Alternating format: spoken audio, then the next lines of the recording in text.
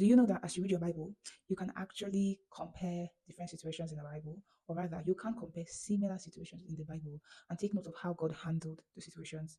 This will make you actually get to know how God works and how God has worked with people in the time past. A very, very good example will be sacrifice. Sacrifice can be a situation, or betrayal can also be a situation. And then you can look at the Old Testament, how God handled betrayal from his people, and how God also handles betrayal from other people in the New Testament.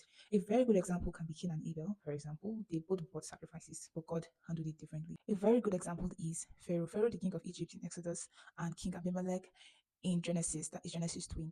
In Genesis 20, Abraham and Sarah journeyed into King Abimelech's land, that is the land of Gerar, if I'm pronouncing it correctly. And at that was the time that Abraham would deny Sarah and say Sarah his sister, and King Abimelech will now take Sarah to be his wife. And at night, God will tell King Abimelech to return Sarah because he has taken another man's wife. And King Abimelech would say he did not know because Abraham had told him that Sarah is not his wife.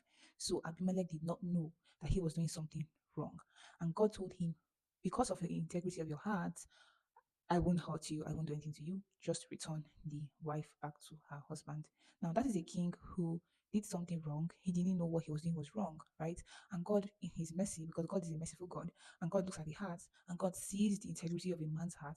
And because of that, God said, no, I won't do anything, but just correct your wrongdoing and do the right thing.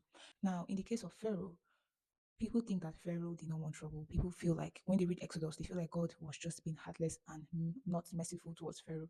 But if God was not so merciful in his ways, if God was not merciful, if God was really not nice, I don't think he would have pardoned King Abimelech in Genesis 20. I don't think he would have.